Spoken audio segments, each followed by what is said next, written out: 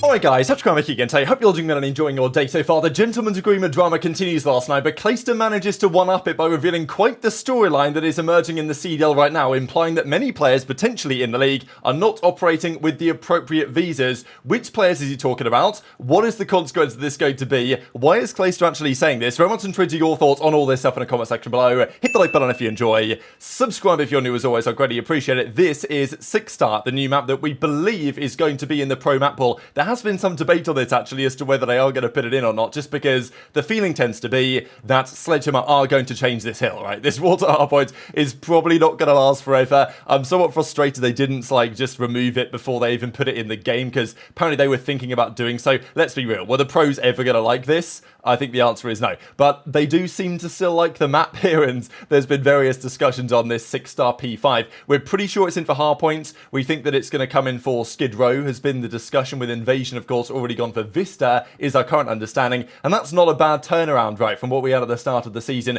to a Vista Rio 6-Star hardpoint situation. That ain't too bad. I'll give the pros some of their credit. Now, the other part of this though is what's happening in Control. Rumour has it that it's being considered for high-rise Control, not Invasion, and this is where I will say the politics start to come into effect, right? Now, I actually think that I don't really mind what goes. Would I prefer Invasion Control to go? Probably yes. I think it's incredibly ugly to watch, but you've got to understand that teams near the bottom of the league, they tend to like these maps that are super defensive heavy, because an Invasion Control, you spawn in as a bottom tier team and you're thinking, well, if we just win our defenses, you know, get the round 5 defense, we can win it, right? And that's how these decisions tend to be made. High-rise Control is more equitable, attack versus defense. So you can understand maybe why certain teams want it to go, but at the same time, this is quite interesting from a top of the league perspective in terms of the map pool. We know that realistically there are 4 teams this year that can compete for championships: OpTic, Texas, Atlanta FaZe, Drawn to Ultra, and of course the New York Subliners. And of those top teams, we are seeing some potential politics chess games being played right now, because if I'm OpTic, if I'm Toronto, FaZe are really good at high-rise Control. This is a known thing, and it's not a map that OpTic and Toronto especially enjoy. So the feeling might be,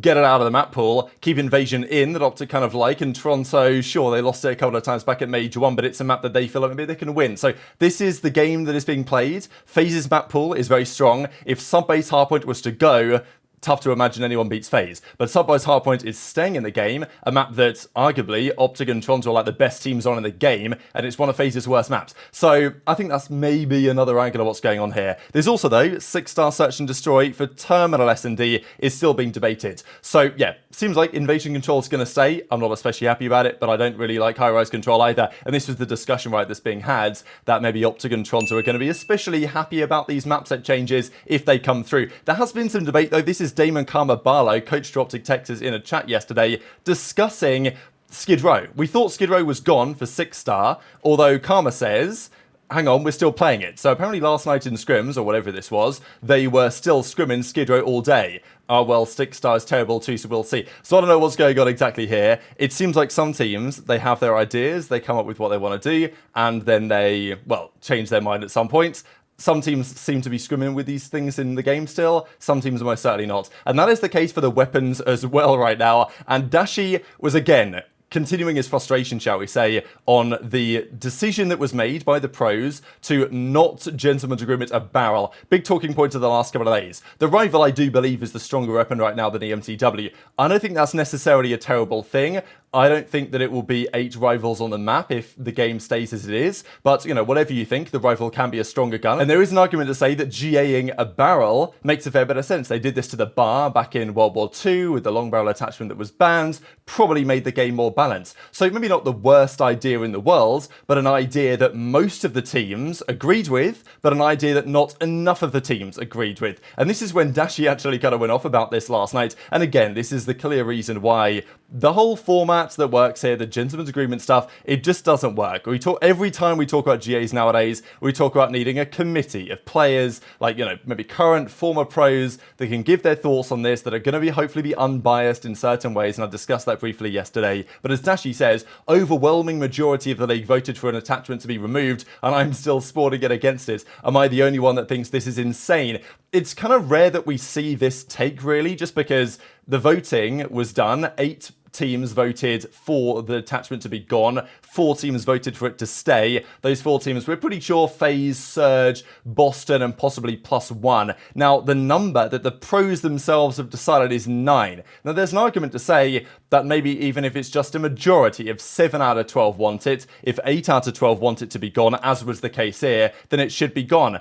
But the pros are making their own rules, so they're following their own rules. And this is like why the whole drama is so problematic in many ways. And Dashy's saying, well, look, the rule that we have created is 9 out of 12 for it to go. We had 8 out of 12 votes. So Dashy's saying, well, that's still a big majority. Why shouldn't it be gone? Maybe he makes a fair point. But, you know, that's just what they've decided. And if they're going to make their own rules, then, you know, they've kind of got to abide by them, right? And this is why the league is just not getting involved in this type of stuff. And Scrappy also seems to echo a similar opinion in the replies, because these guys wanted it gone. Certainly the AR players, Dashy and Scrappy, pretty damn happy for the rival to get nerfed if possible. And multiple teams, the majority of teams wanted that to happen, but it hasn't happened quite yet. So lots of drama over the last couple of days, but arguably one-upped yesterday by what Clayster had to say. And this was a really interesting thread, as we'll dive into. Firstly, though, on the Rostermania side. So ErikBooM is gone. It's funny, I mentioned this the other day, right? When Real has got his visa approved, and that's a big talking point of it in a couple of seconds, he went over there to Miami, and ErikBooM, they did like a team photo, and Erik, you could see him laughing and giggling and all this stuff. And, well, I was questioning whether he might well get dropped to Real in the near future. That is apparently now happening. They've done trials, I think, over the last couple of days. They had Erik out of the team, they had Vikul out of the team, trying Real in their roster. They've been okay online so far this year. They can still make champs, to be honest. I mean, every team can make champs, but it's possible they can still qualify for the World Championship. They have, by the way, won 0 maps, I repeat, 0 maps on LAN so far this year. Not a particularly impressive resume. So they're trying to turn that around. Real was good for Ravens at the start of the year. Wouldn't say it was anything spectacular or generational, but Clay seemed to like him, and it's a question really, would Ravens have kept TJ in the team and not brought Real back had they have resolved the visa stuff? Because probably my feeling is they might have kept Tej anyway, because they seem to improve when they brought him in. But had Real been available, they might have still got him back in the roster. But now he is apparently going to be joining the Miami Heretics starting team. And, well, actually, it's not apparently. It's a done deal, because they've now officially confirmed this, the Miami Heretics guys. So, well, Ace quote tweets this and says, a conversation needs to be had as to how Ravens couldn't get Real's visa sorted out, but Heretics got it done in a month. Which is, you know, my concern really on the Real visa stuff with Ravens was that whether they bottled it so bad, as Ravens tend to do historically, many of their players, you know, Zero was a classic example a couple of years ago in the Cold War season when he couldn't get out there and, you know, basically just screwed his whole crew on that Ravens team. Unfortunate, but that's how they tend to operate things. They've messed these things up a few times now. There are various visa issues over the years, and I don't really know what causes this whole thing.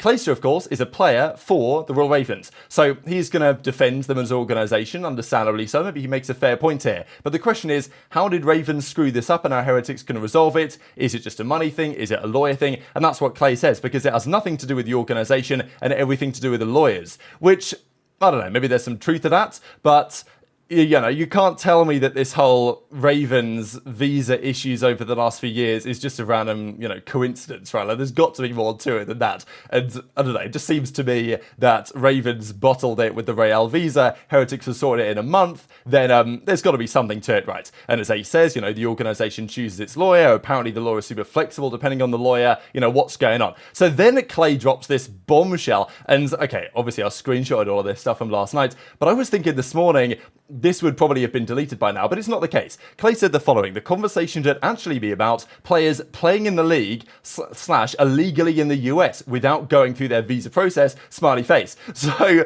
wow, what a thing to say from Clay, right? Now, who's he talking about? Which teams is he referring to? The fact that he's left this up as well, because this is, you know, some serious, you know, not exactly allegations in a way, but serious thing to say. Definitely opens a big can of worms when it comes to the situation as it will go forward. So we then saw a follow-up here from Cammy, who says, you know, there's no way anyone would actually care if people did do that. because the visa process has always been a mess. And look, it's been a thing for years, right? These guys flying over from various countries to play the Challengers tournaments, you think they have working visas to go and do that? No, they just fly out on an Esther and they play. That's always how it's been, and that's how it's going to continue to be. And yeah, they're just there on vacation or whatever, right? Now, if you're in the Pro League, it's a different story. You've really got to have a proper visa, and that process is challenging, certainly to the US. And this is why for players such as Cammy and elsewhere in the world, it becomes very difficult to get this sorted. Even Pred, right, at the start of the season, the reason why he was delayed back to the US was because he was in London for a few days getting his visa sorted from the embassy.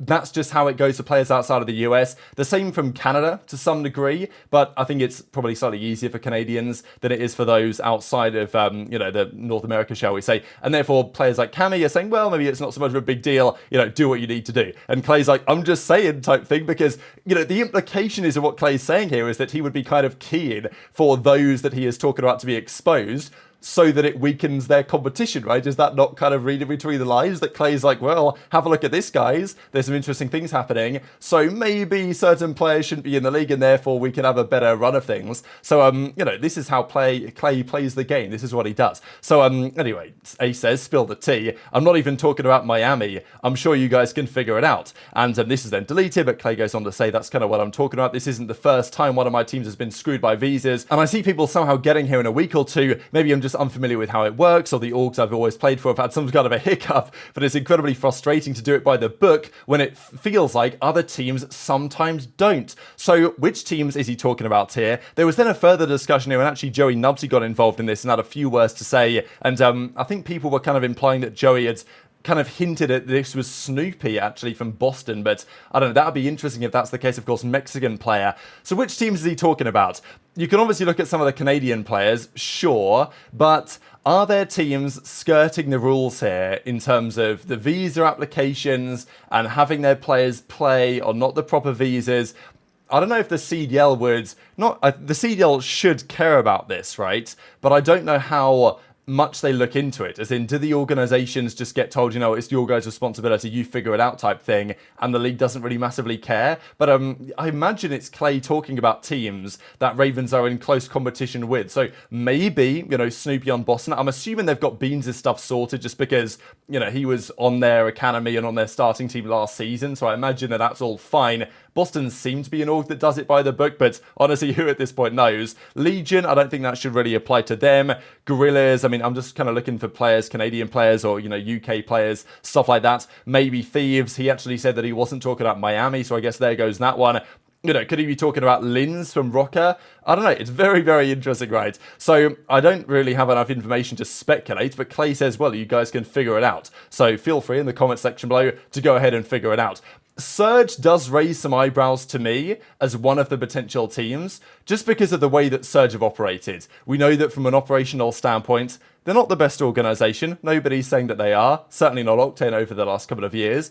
The Illy stuff potentially going to Rocker, we don't exactly know whether that's because of performance stuff or whether it's more likely due to potential buyout related complications from Surge, as we saw with Pred just last season. So the idea that aBeZy, you know, I think that maybe the aBeZy one is the one that stands out to me, just because they made the change after stage 1. Illy was gone. They needed to bring somebody in. They wanted someone, I'm guessing, that aBeZy was comfortable with. I'm assuming that the aBeZy stuff is fine. But the fact that they turned around the aBeZy acquisition so quickly, to me, raised some questions because other organizations took some time to get it sorted. I guess they're based in Vancouver, aren't they? So maybe that's easier from like the Canadian visa side. So maybe that's fine. Maybe that's the counterpoint there. And so obviously these guys are based in Toronto as well. So a bit of a weird one. But what do you guys think in the comment section below? Very interesting stuff. Dareel actually says, you know, Clay's onto us. So obviously he could be talking about HyDra, right? But at the same time, Clay came up with, well, not came up with HyDra, but, you know, he brought HyDra into the league a couple of years ago. So I don't imagine he'd be talking about the HyDra stuff back then. Maybe he is. And therefore, Clay would have knowledge of that situation because he was playing with him on the Subliners at the time for that season in Cardboard in the next year. So, yeah, give your thoughts and your theories in the comment section below. Very much intrigued to your thoughts down there. Thanks for watching as always. Take care of yourselves, and I'll see you next time.